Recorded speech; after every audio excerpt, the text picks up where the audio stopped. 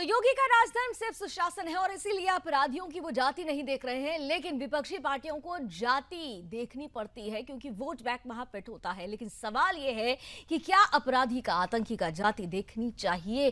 क्या ये जाति देखकर सभ्य समाज की स्थापना हो सकती है? बड़ा सवाल है। इसी बड़े सवाल पर आज की चर्चा शुरू करें, लेकिन उससे पहले क्योंकि योगी आदित्यनाथ ने स्पष्ट कर दिया है कि न तो माफियाओं को बख्शा जाएगा, न ही आतंकियों को बख्शा जाएगा, न अपराधियों को बख्शा जाएगा। जो भी अपराधी होगा वो मिट्टी में मिला दिया जाएगा। जाति अपराधी की नहीं देखी जाती है। यादव जी की बचकानी हरकत, अखिलेश यादव जी का कई बार फैसले लेना फिर वापस लेना, और एक गरीब से गरीब आदमी कोई किराए के मकान में जाता है, सरकारें आती जाती रहती हैं, सरकारी मकान मिलता है, उसमें से टोटी खोल लेना, और ये कोई नई बात तो है नहीं, ये तो उनके डीएनए में है और बराबर ये करते रहे हैं। तो ये नारा लगता था, जिस गाड़ी में सपा का झंडा समझो उसमें बैठा गुंडा। इस तरीके की घटनाएं हो रही हैं तो सरकार है इस तरीके से घटनाओं पर इंगित हो रहे हैं कि सही इस तरह की घटनाओं पर जिस तरीके से गोली मारी जा रही है तो उठ रहे सवाल उठ रहे तो ये सवाल जब उठ रहे हैं तो इनकी जांच होना चाहिए। उस गैंग में वो शामिल था ना, इस बात का प्रमाण है ना। तो उसको भी जब जानकारी थी उनको, तो उसको भी सिलेंडर करा देते कि सब लोग सरेंडर कर रहे हैं तो तुम भी चले जाओ। 4 बजे भोर में वो भाग रहा है, पुलिस के ऊपर फायरिंग करते हुए, तब पुलिस जान बचाने के लिए उसके ऊपर फायर करेगी कि फूलों की वर्षा करेगी, माला लेके पहराएगी। तो जवाबी कार्रवाई में पुलिस ने गोली चलाया। गोली पुलिस नहीं जानती है कि ये किस जाति का है। अपराधी है तो अपराधी किसी भी जाति का हो सकता है। तो वो अपराध करने वाला व्यक्ति अगर गोली चलाया है, उसमें लिप्त है, तो जो पुलिस ने कार्रवाई किया वो सही किया। समाजवादी पार्टी के डीएनए में गुंडई, अराजकता, अपराधी तत्वों को बढ़ावा देने का सगल रहा है पुराना। जब जब सपा पावर में रही है तब तक अपराधी सत्ता के समर्थन से प्रदेश की जनता को लूटने का, खसोटने का, बहु बेटियों की इज्जत आबरू लूटने का काम किए हैं। ये पूरा प्रदेश अच्छी तरह जानता है और समाजवादी पार्टी अपराधियों को प्रमोट करने का काम करती है। और आप देखते होंगे जब उनके किसी एक माफिया शागिर्द को, किसी डकैत को जो पुलिस मुठभेड़ में मारा जाता है, जब मारा जाता है तो इनकी दुखती हुई नस पर जैसे पुलिस ने उंगली रख दी हो, तब ये चिल्लाने लगते हैं। आप मुझे बताओ जो डकैत पुलिस मुठभेड़ में मारा गया,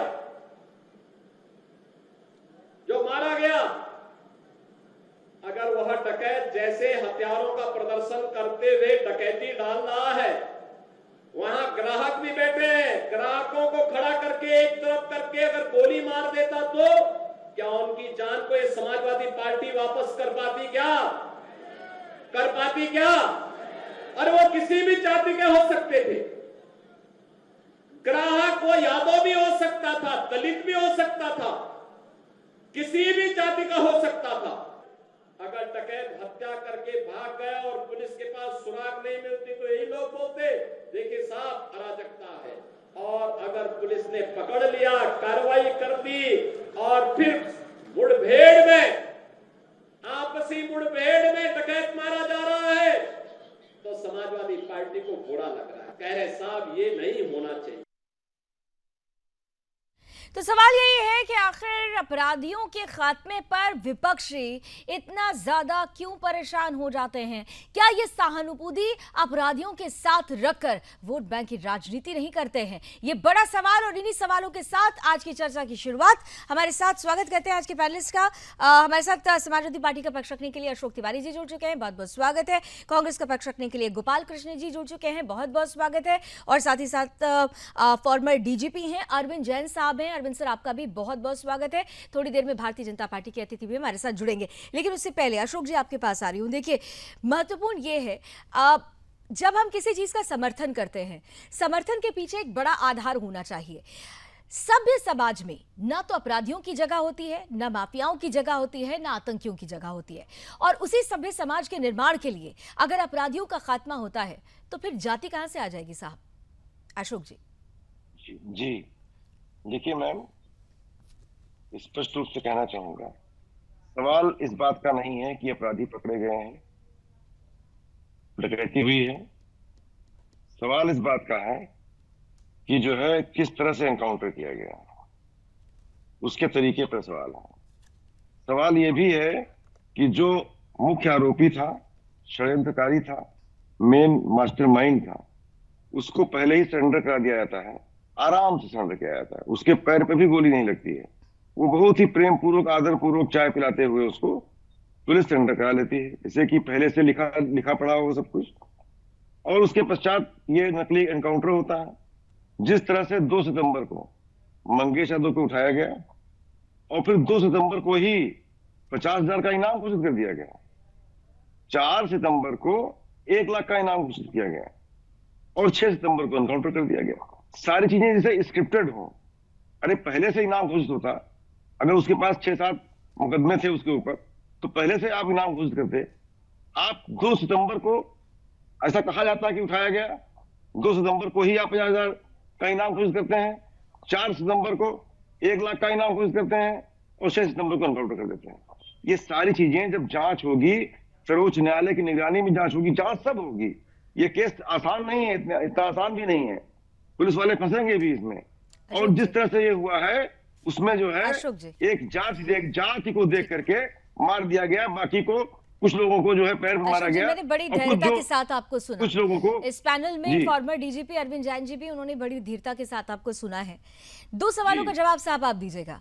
आप मुझे ये बताइए कि आपने कहा कि बड़े प्रेम से भी अपराधी को समझाया जा सकता है। अब पता नहीं आप कौन से प्रेम की भाषा की बात कर रहे हैं। अगर वही अपराधी नहीं सुनिए ना अशोक जी, प्लीज आप सुन लीजिए। नहीं, आपने जो बात कही मैं उसी बात को कह रही हूँ ना। आप सवाल तो सुन लीजिए। चलिए ठीक है, मैं प्रेम से एक अपराधी को जो कि ऊंची जाति का था, उसको बड़े आदर के पूर्वक उसको जो है सरेंडर कराया पुलिस ने। उसके ऊपर एक उंगली तो नहीं लगी। ये सब अशोक जी, अगर उसी पुलिस के ऊपर अपराधी फायर कर दे तो पुलिस को क्या करना चाहिए? हाथ जोड़ लेना चाहिए कि भैया मत मारो गोली, तुम यादव जाति के हो, हम गोली चलाएंगे तो गलत हो जाएगा। ये करना चाहिए पुलिस को। उठाया गया, मजबूर आदमी को मार दिया गया। कौन सा मजबूर आदमी? एक आदमी खुलेआम ज्वेलरी शॉप में जाके डकैती करता है जिसका वीडियो पब्लिक डोमेन में है, वो मजबूर है। मैंने कहा वो मजबूर है। नहीं, पहले तो नहीं अशोक जी, पहले तो मुझे एक बात बताइए कि एक डकैत जिसका वीडियो पब्लिक डोमेन में है, उसमें साफ तौर पर देखा जा रहा है कि गोली की नोक पर, बंदूक की नोक पर वहां पर लोग मौजूद थे, वहां पर वो लूट कर रहा है, वो मजबूर है। अशोक जी, कम से कम शब्दों का चयन करते समय तो आप देखिए ना किसको डिफेंड कर रहे हैं।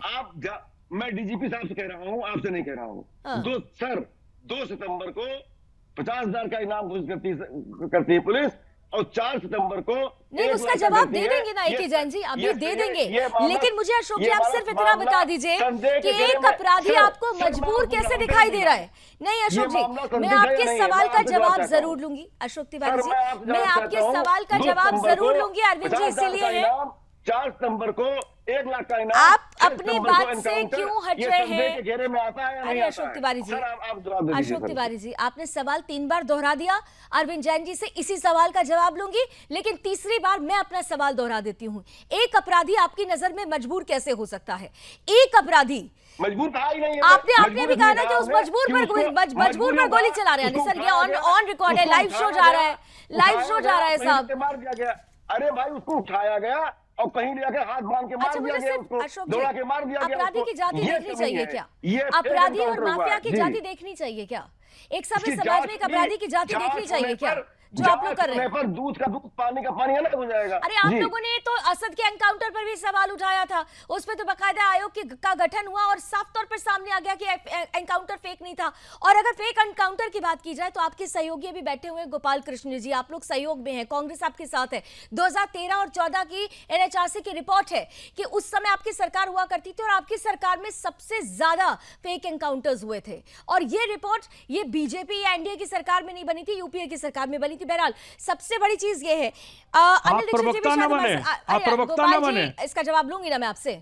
आप प्रवक्ता आप ही हैं, प्रवक्ता आप ही हैं, लेकिन गोपाल जी एक सेकंड, गोपाल जी जब मैंने आपको डिबेट पे इनवाइट किया है तो जिस सम्मान के साथ मैं आपसे सवाल पूछूंगी, मैं उम्मीद करती हूं कि उसी सम्मान के साथ आप जवाब देंगे। अगर डिबेट को डिरेल करेंगे साहब तो मुझे आपको बैन करना पड़ेगा, और ये मैं खुले तौर पर कह रही हूँ, लाइव शो में ये बात कह रही हूँ। इसलिए जब आपसे पूछा जाए, जब मैं पूछूं कि गोपाल जी आपसे प्रश्न है, आप तब आप बोलिएगा। अनिल दीक्षित जी भी भारतीय जनता पार्टी से शायद हमारे साथ जुड़ चुके हैं। अनिल जी आपका भी बहुत स्वागत है, आपके साथ आती हूँ। अब चलिए गोपाल जी, अनिल जी के पास जाऊं उससे पहले माफ कीजिएगा, रत्नाकर जी हमारे साथ जुड़ चुके हैं। रत्नाकर जी बहुत बहुत स्वागत है। मैं आपके पास आऊं उससे पहले, क्योंकि गोपाल जी बहुत ज्यादा आतुर हो रहे हैं, जवाब देना चाह रहे हैं। आप अपनी बात जरूर रख लीजिएगा गोपाल जी, लेकिन एक सवाल भी जोड़ देती हूं उसमें। सवाल ये है कि आपकी तरफ से राहुल गांधी कहते हैं, कांग्रेस के बड़े नेता हैं, और कहते हैं रूल ऑफ लॉ। मैं आपसे पूछना चाहती हूँ कि रूल ऑफ लॉ में क्या अपराधी और आतंकी फिट हो जाते हैं क्या? अब अपनी बात रखिए। हाँ, मैं बता रहा हूं ना आपको। हाँ, बताइए। बिल्कुल, अगर एक इनकाउंटर हुआ है तो इनकाउंटर होना भी चाहिए, लेकिन जो मणिपुर में महिलाओं को किया गया तो गृह मंत्री को भी जवाब देना चाहिए ना, उस पर भी कार्रवाई होना चाहिए। 2 दिन पहले जो आर्यन मिश्रा को मारा गया, गोरक्षक को, तथाकथित गोरक्षक को द्वारा, उसको गुंडागर्दी में उल्टा लटका दिया। मोहित खान पर तो आप लोगों का मुंह सिल जाता है, नवाब सिंह के नाम पर आपका मुंह सिल जाता है, आपका मुंह सिल जाता है जब अतीक और अशरफ के बारे में कुछ बोला जाता है। लेकिन कितना सिलेक्टिव अप्रोच के साथ आप सामने आ गए, और कितनी जल्दी आप लोग मणिपुर पर पहुंच जाते हैं। ठीक है, करिए, आपका अधिकार है, आप विपक्ष में हैं, आपका अधिकार है, सब सवाल कीजिए, लेकिन विपक्षी की भूमिका निभाते हुए, सर सुनिए, आप विपक्ष की भूमिका में है तो कम से कम 22 मत होइए। आप पूरे देश की बात कीजिए ना, आप मोहित खान की भी बात कीजिए, नवाब सिंह की भी बात कीजिए, आज तो मऊ का केस भी सामने आ गया, वीरेंद्र पाल की भी बात कीजिए। कर रहा हूं ना, 14 साल के लड़के को सटा के गोली मार दिया जाता है, उसको आप क्या कहिएगा? और हाथरस में जो 250 लोग 150 लोग मरे, बच्चे बच्चियां मरी, आपने उसको तथा ये बाबा को आपने गिरफ्तार किया क्या? जिसका 26 फॉर्च्यूनर है, ईडी क्यों नहीं गई? और किसने करवाया 150 लोगों को? ये तो हाथरस है ना। आप चर्चा नहीं करना चाहते हो क्या उस पर? वो बच्चे लोग नहीं थे, ऊपर दिया तो आप लोगों को लेकिन आपके सेलेक्टिव अप्रोच पर भी चर्चा होनी चाहिए। आपका जवाब देने के लिए रत्नाकर सिंह जी आ गए। रत्नाकर जी से बिल्कुल गोपाल जी, आपने जो सवाल उठाया उस सवाल का जवाब रत्नाकर जी बीजेपी से देने के लिए आ चुके हैं, और उनसे मैं ये सवाल पूछूंगी। लेकिन आपसे भी तो सवाल पूछूं ना गोपाल जी, मोहित खान पर मौन क्यों? नवाब सिंह यादव पर जब डीएनए टेस्ट की डिमांड हो रही थी, अब तो डीएनए मैच कर गया, फिर भी कोई प्रतिक्रिया नहीं। लड़की हूँ, लड़ सकती हूँ। प्रियंका गांधी जी ने अभी तक मौन धारण कर रखा है, मुंह सिला हुआ है, कोई भी किसी भी तरीके की कोई प्रतिक्रिया नहीं। और जैसे ही ये सारी बातें आई, आप लोग आ गए जाति की बात करने। कभी भी मौन नहीं रहूंगा मैं। भारत देश का नागरिक हूँ, गंगा किनारे का हूँ मैं। मौन नहीं बैठूंगा मैं इस देश में, जो 14 साल के लड़के को सटाकर गोली मार दिया जाता है। गोपाल जी, आप गंगा किनारे के हैं, मैं भी प्रयागराज से हूँ, मैं भी तीर्थों के राज तीर्थराज प्रयाग से हूँ, और मैं सिलेक्टिव नहीं होती। मैं आपको, आप जिन मुद्दों की बात करते हैं, मैं उन तमाम मुद्दों की क्लिपिंग्स आपको भेज दूंगी। और मेरे रण क्षेत्र में हर एक वो मुद्दा उठाया गया जो इस राष्ट्र से, इस राष्ट्र की बेटी से, इस समाज से जुड़ा हुआ है। इसलिए मैं सिलेक्टिव अप्रोच के साथ नहीं आती हूँ। सिलेक्टिव अप्रोच आप लोग रखते हैं। बहरहाल चलिए, ठीक है। नहीं साहब, मेरे सवाल का जवाब नहीं गोपाल जी, मेरे सवाल का जवाब नहीं जिम्मेदार है गोपाल जी, मेरे सवाल का जवाब अभी नहीं आया। मेरे सवाल का जवाब अभी नहीं आया। आप मुझे बताइए ना। मिल गया। बड़ी बड़ी बड़ी विनम्रता के साथ पुनः दोहरा देती हूँ, मोहित खान, नवाब सिंह यादव, वीरेंद्र पाल, इस पर क्यों आप चुप हैं? इतने तो उदाहरण आपने दे दिए, मैं तो महज 3 नाम ले रही हूँ। अरे हम नहीं चुप हैं। हाँ, हम चुप नहीं हैं। क्या किया? कहाँ आप लोगों ने क्या किया? सवाल पूछा, क्या किया आपने? बताइए, क्या कहा गया? आपकी नेताओं की एक प्रतिक्रिया बता दीजिए। क्यों नहीं गृह मंत्री यूपी के हटाए गए? जो 150 सनातनी महिलाएं, बच्चे। अरे देखिए, मैं पूछ क्या रही हूँ, जवाब आप क्या दे रहे हैं? मैं पूछ क्या रही हूँ, आप जवाब क्या दे रहे हैं? आप लगते हैं मैं आपसे सवाल पूछती हूँ, आप बीजेपी क्या काला चिट्ठा खोल देते हैं? मैं देखिए, अब देखिए, ये शब्द भी इस्तेमाल कर रही हूँ, लेकिन आपके काले चिट्ठे, आपके सहयोगियों के काले चिट्ठों को खोलने में आपको तकलीफ हो जाती है। चलिए रत्नाकर जी, आपके पास आ जाती हूँ। देखिए, यही बड़ी विडंबना है, सेलेक्टिव अप्रोच हो जाता है। लेकिन आज योगी आदित्यनाथ ने स्पष्ट कर दिया कि भाई माफियाओं और डकैतों को तो बख्शा नहीं जाएगा, अपराधी की कोई जाति नहीं होती है। लेकिन यहां पर सवाल एनकाउंटर के तरीके पर उठाया जा रहा है। अशोक जी हो या गोपाल जी हो, दोनों का ही कहना है कि एनकाउंटर करिए ना अपराधियों का, लेकिन अपराधियों को जिस तरीके से खत्म किया जा रहा है जाति के नाम पर, वो ठीक नहीं है। लावनी जी देखिए, ये बहुत ही हास्यास्पद है कि आज जो विपक्षी पार्टी के नेता लोग, कोई भी अपराधी हो उस अपराधी के साथ खड़े नजर। मंगेश यादव 1 लाख का इनामी डकैत था और जिसको पुलिस ने एनकाउंटर में मारा। अब यादव है या विकास दुबे है या कोई दूसरी जाति का है, कोई क्षत्रिय है, राजपूत है, किसी भी अपराधी की जाति तो होती नहीं। सब जानते हैं कि अपराधी की जाति नहीं होती है, और अपराध की सिर्फ एक ही जाति होती है, और अपराधी की सिर्फ एक ही जाति होती है, वह है अपराध। और वह अपराध करेगा तो निश्चित रूप से पुलिस जो है उस पर कार्रवाई करेगी बिना उसकी जाति को पूछे। अब भाई कोई आप लूटपाट कर रहे हो, हत्या कर रहे हो, और पुलिस कार्रवाई करने से पूछेगी क्या कि तुम किस जाति को हो, तो वो यादव है तो नहीं यादव है तो नहीं करना है।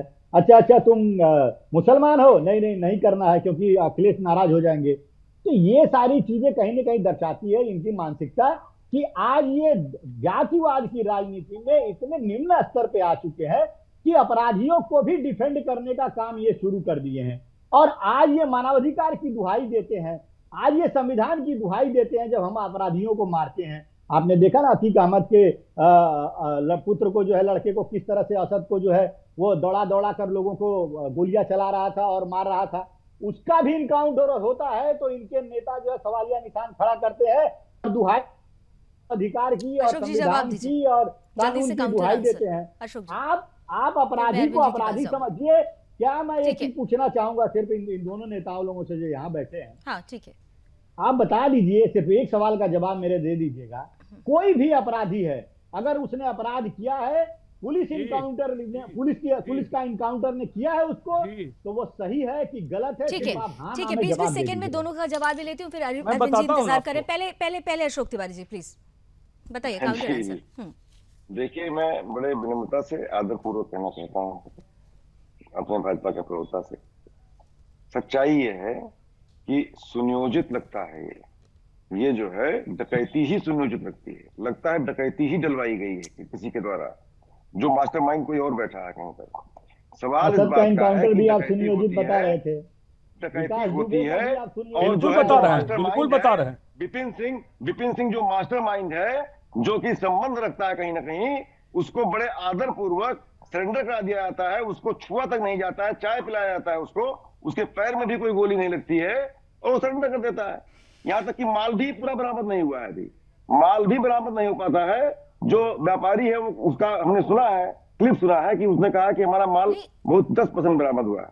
सवाल इस बात का है कि एक जो दूसरा है वो यादव है, खाली इसलिए उसको उठाया जाता है 2 सितंबर को 50,000 का इनाम एक सेकंड जिस तरफ आप इशारा कर रहे हैं ना, जिस तरफ अशोक जी इशारा कर रहे हैं, अशोक जी एक सेकंड जिस तरफ आप लोग इशारा कर रहे हैं, एक मिनट पोलराइज कर रहे हैं रत्नाकर जी, एक सेकंड, क्योंकि गोपाल जी भी इंतजार कर रहे हैं। पोलराइज अच्छा ठीक है, एक मिनट, गोपाल जी भी इंतजार कर रहे हैं, गोपाल जी भी जरा काउंटर आंसर करेंगे, लेकिन एक सेकंड रत्नाकर जी, एक सेकंड, अशोक जी प्लीज एक सेकंड, अशोक जी सुनिए, आप लोग जो कहना चाह रहे, गोपाल जी प्लीज मैं आप ही के पास आने वाली हूँ, लेकिन जरा एक चीज बता देती हूँ, जो आप लोग बात कह रहे हैं ना, जिस तरफ आप इशारा कर रहे हैं, मैं एक आंकड़ा पढ़ देती हूँ, और ये आंकड़ा पब्लिक डोमेन में है। 2017 से 2023 के बीच में जो 183 अपराधी मारे गए हैं, उसमें 61 मुसलमान, 18 ब्राह्मण, 16 ठाकुर, 15 जाट, 14 यादव, 13 दलित।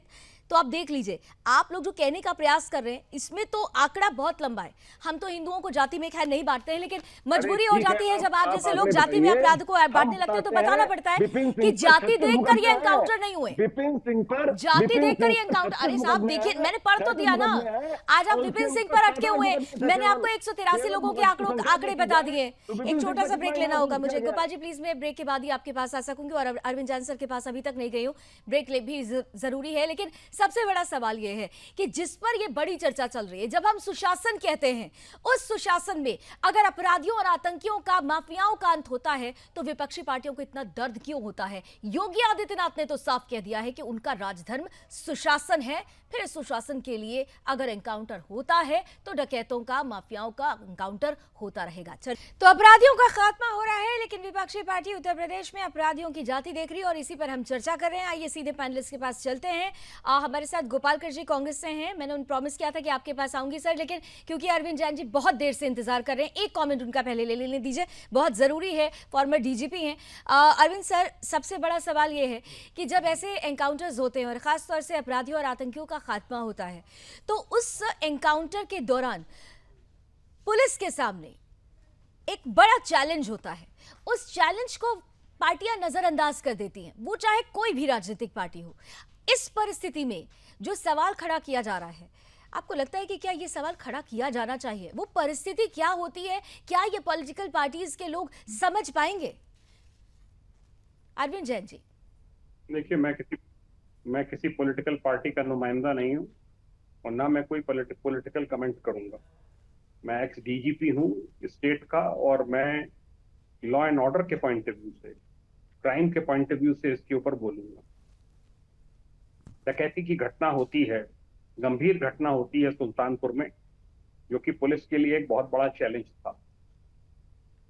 4-5 जिलों के अपराधी इकट्ठे होते हैं, जिसमें अमेठी है, जौनपुर है, सुल्तानपुर है, प्रतापगढ़ है, रायबरेली है, और ये एक बहुत बड़ा फॉर्मिडेबल गैंग बनाते हैं और ये डकैती डालते हैं। रिकॉर्ड टाइम में उस डकैती का खुलासा हुआ है और इसमें बड़े बड़े अपराधी हैं। जो इसमें विपिन सिंह है, इसमें जो अरबाज है, कई अपराधी इसमें ऐसे हैं जो कि गुजरात में, सूरत में भी जिन्होंने डकैती डाली। विपिन सिंह ने सरेंडर किया है, उसको पुलिस ने पुलिस कस्टडी रिमांड पर ले लिया है, आज लिया गया है। अप्लाई पहले किया था, सुनवाई हुई, आज ले लिया है। 5 दिन का पुलिस कस्टडी रिमांड सैंक्शन हुआ है। मुझे पूरी उम्मीद है कि उससे भी रिकवरी होगी।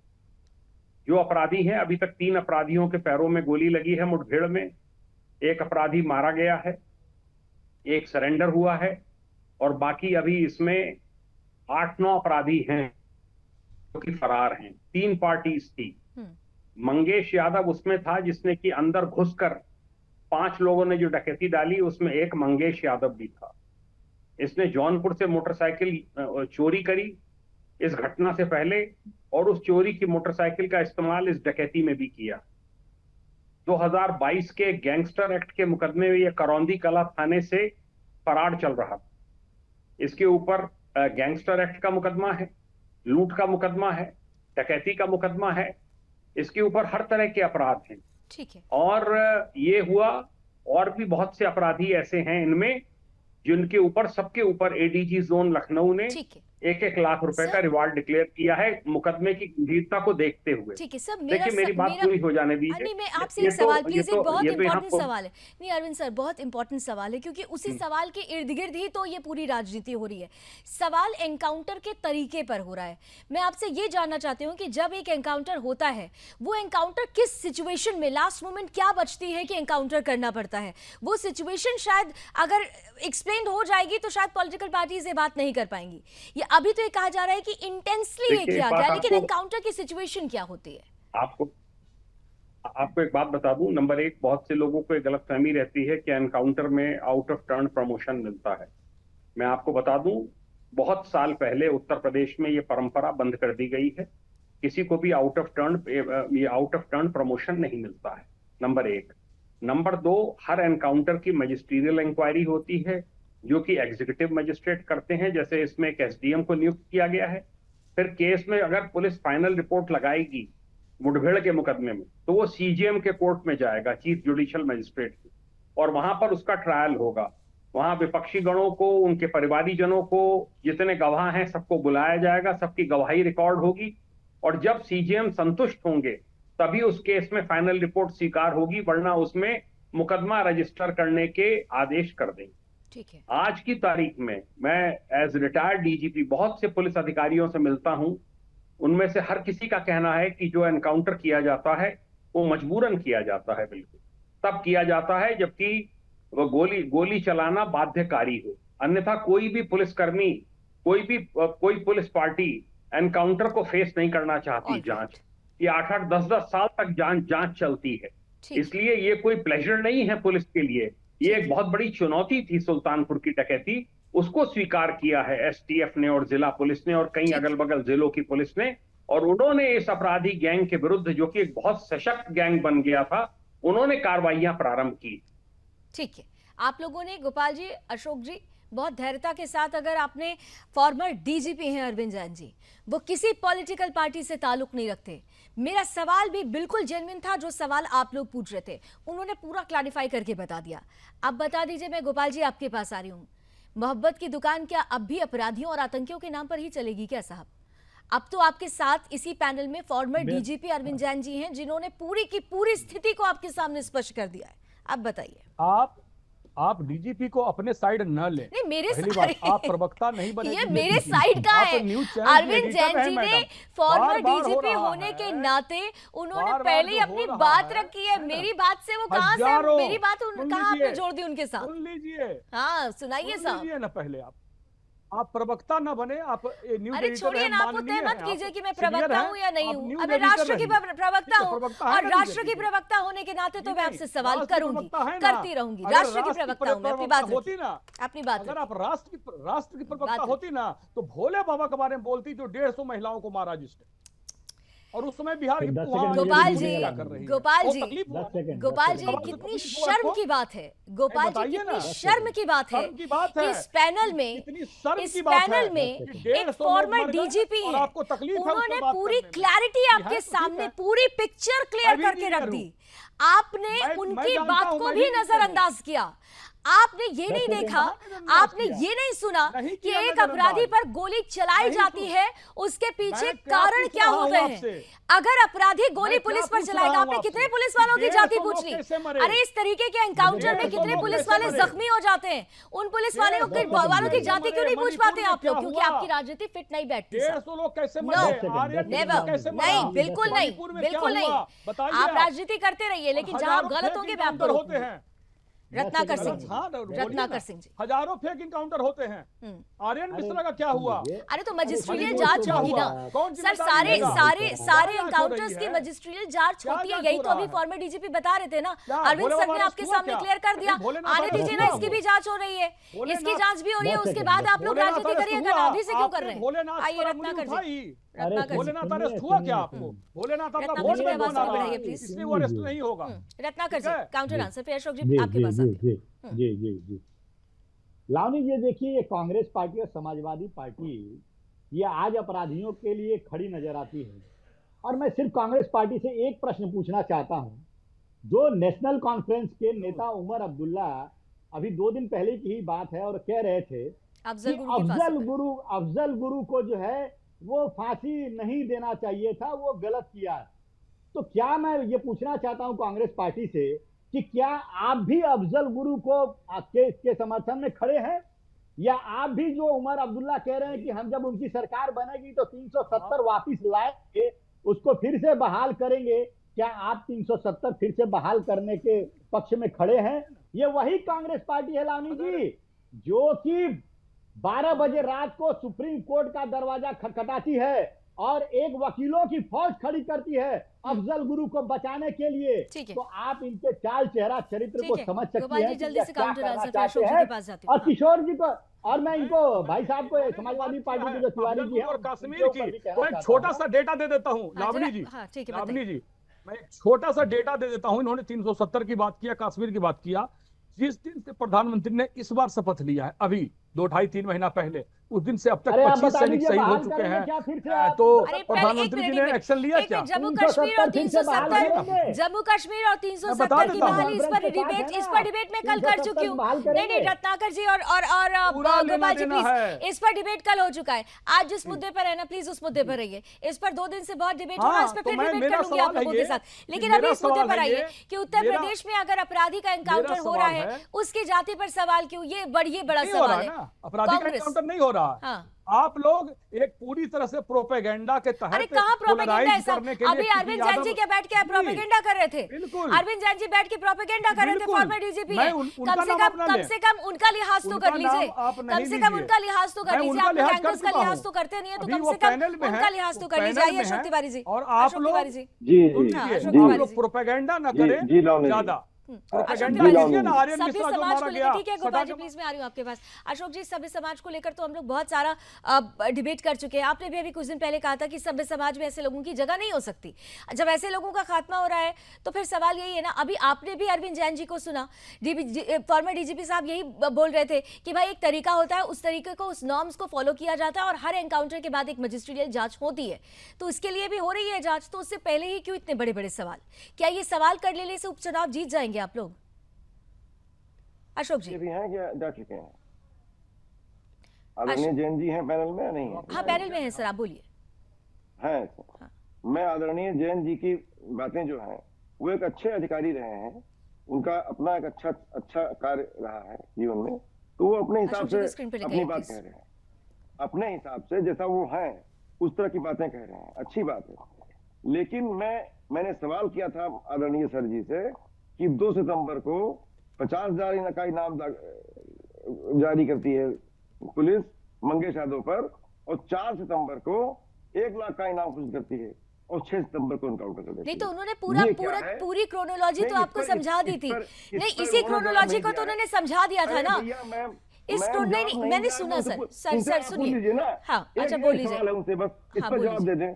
ये संदेहात्मक परिस्थितियां पैदा करता है नहीं करता है, ये मेरा सवाल है, उसका जवाब दिला दीजिए। इतनी बड़ी डकैती हो गई, उन्होंने पूरी तरीके से बता दिया कि वो नेक्सस कहाँ फैला हुआ था, उन पांच अपराधियों में अंदर की तरफ वो शामिल था, ये भी उन्होंने बता दिया। अशोक जी एक सर मैं आपसे पूछ रहा हूँ सर बताइए, 2 सितंबर को शायद हमारे साथ नहीं दिख रहे, 4 सितंबर को 1 लाख का इनाम, ये क्या है? अरविंद जी शायद अशोक जी अभी नहीं है, अरविंद जी पैदा करता है नहीं करता? अरविंद जी अभी नहीं है, आप शायद वो डिस्कनेक्ट हो गए। रत्नाकर जी, मैं आपसे पूछ रहा हूँ सर, मुझे उम्मीद है सही जवाब मिलेगा आपसे। वो अभी शायद अरविंद जी डिस्कनेक्ट हो गए। अशोक जी संदेह की परिधि में आता है नहीं आता है? पुलिस रत्नाकर जी एक सवाल नहीं सवाल मैं सवाल अरे अरविंद जैन जी अभी डिस्कनेक्ट हो गए हैं। अशोक जी हम उन्हें रिकनेक्ट कर रहे हैं, तो अभी डिस्कनेक्ट हो गए। आपका सवाल हमने सुन लिया है। रत्नाकर जी अनम्यूट कीजिए प्लीज, आपकी आवाज नहीं आ रही है। रत्नाकर जी कुछ कह रहे हैं।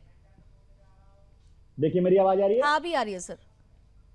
मैं अशोक जी जो संदेह व्यक्त कर रहे हैं कि 2 दिन के अंदर 50,000 से 1 लाख का इनामी बना दिया गया, अरे अशोक जी आप उस अपराधी का ट्रैक रिकॉर्ड उठाकर देखिए, उस पे 8 बड़े केस दर्ज हैं, किडनैपिंग से लेकर के रेप से लेकर के हत्या तक का केस उस पे दर्ज है।